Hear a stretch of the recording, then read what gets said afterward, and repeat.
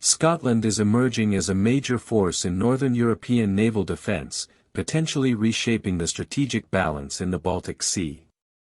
Rosyth Shipyard, located on the Firth of Forth in Scotland, has long been a cornerstone of the United Kingdom's naval industry, known for maintaining the Royal Navy's vessels and constructing the Queen Elizabeth-class aircraft carriers.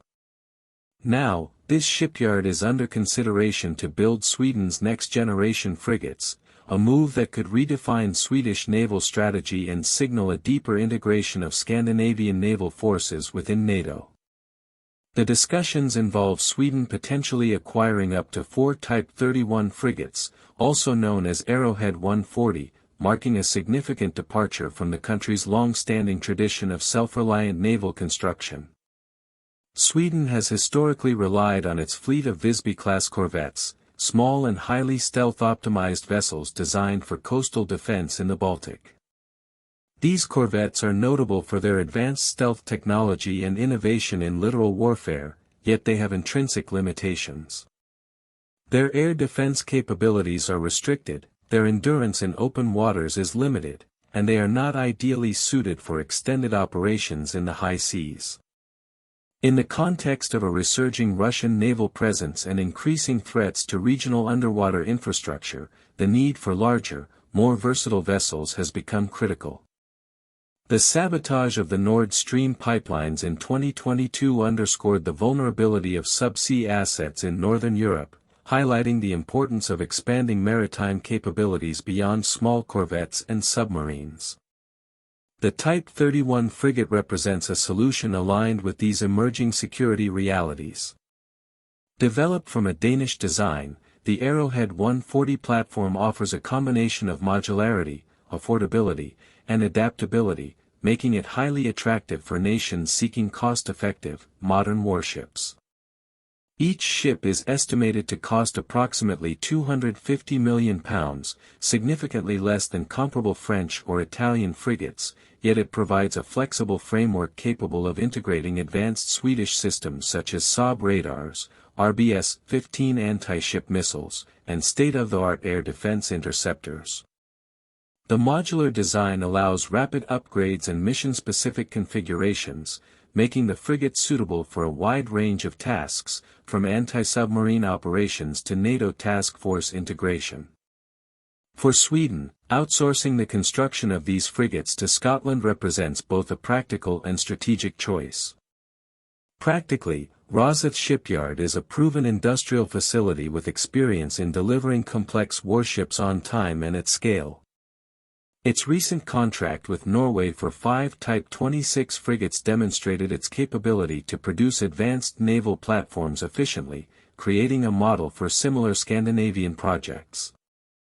Strategically, procuring the Type 31 frigates from a UK shipyard reinforces Sweden's ties with NATO allies in Northern Europe, promoting interoperability and shared defense standards.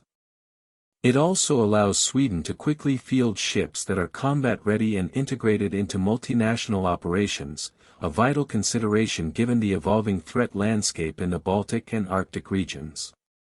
Choosing between the British Type 31 and the French PII frigates involves more than technical specifications. The French PII offers superior air defense systems and higher-end capabilities, but at a significantly higher cost and with a greater dependence on French industrial infrastructure. In contrast, the Type 31 offers economic efficiency, ease of integration with existing Swedish systems, and faster delivery timelines. This decision reflects a broader strategic calculus for Sweden, balancing the benefits of cost-effectiveness, interoperability, and speed against the prestige and advanced capabilities of alternative platforms. By selecting the Type 31, Sweden would prioritize regional cooperation and operational flexibility, reinforcing the Northern European defense network. Rosyth Shipyard itself has undergone a remarkable transformation over the past 2 decades. From a maintenance yard supporting the Royal Navy, it evolved into a premier shipbuilding hub capable of constructing some of the largest and most advanced vessels in the world. Its role in delivering the Queen Elizabeth-class carriers and the ongoing production of Type 26 frigates for Norway exemplifies its technical expertise and industrial capacity. Should Sweden proceed with the Type 31 procurement, Rosyth could become the central hub for Northern European naval exports, effectively serving as the de facto maritime arsenal for NATO's northern flank. This would not only strengthen the UK's defence industry but also provide the Scandinavian region with standardised, reliable platforms for coordinated maritime defence. The potential acquisition of Type 31 frigates is part of a broader evolution in Swedish naval strategy. Membership in NATO, combined with rising regional security concerns, necessitates the development of capabilities beyond the traditional corvettes and submarines. By integrating full-sized frigates capable of extended missions, air defense, and anti-submarine warfare, Sweden can enhance its operational reach and contribute more effectively to joint NATO operations. When combined with Finland's new corvette fleet, Norway's Type 26 frigates, Denmark's planned Type 31 ships, and Sweden's own A-26 submarines, the Scandinavian states would collectively field one of the most balanced and modern regional naval forces in the world. Analysts have begun referring to this emerging network as the Northern Shield, reflecting its potential as a comprehensive maritime defense system for the Baltic and Arctic regions. The political dimension of Sweden's decision is equally significant. Internally, there is pride in domestic defense production, with companies such as Saab and Kockums historically supplying much of Sweden's naval equipment.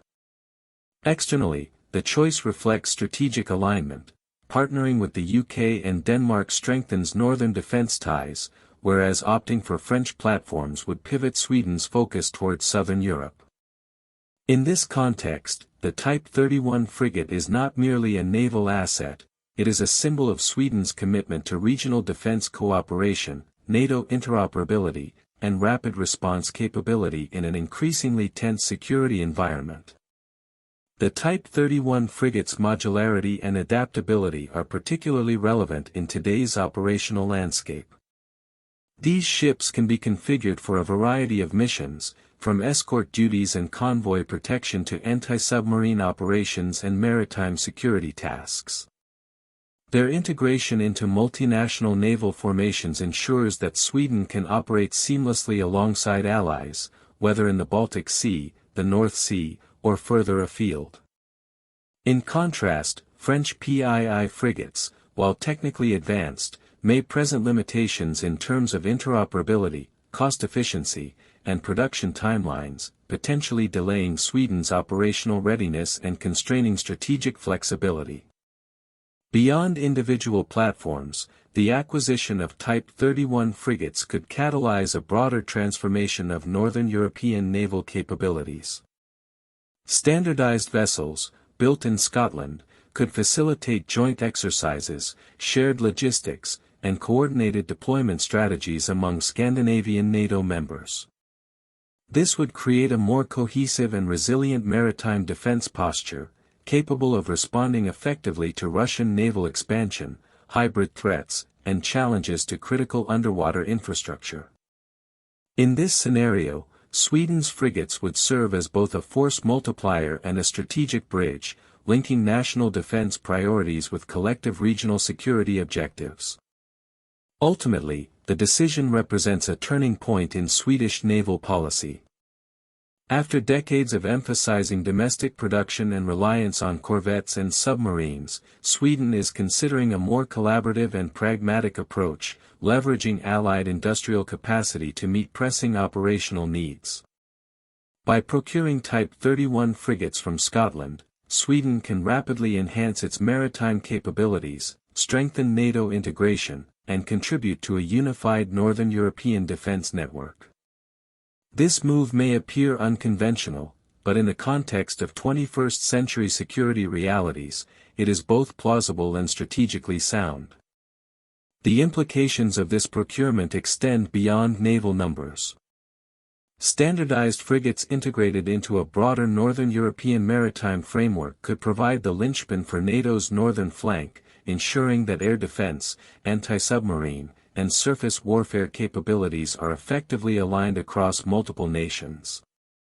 Combined with advancements in air forces, armored units, and surveillance systems, the Northern Shield could emerge as a highly coordinated, technologically sophisticated, and strategically resilient force, capable of deterring aggression and maintaining regional stability.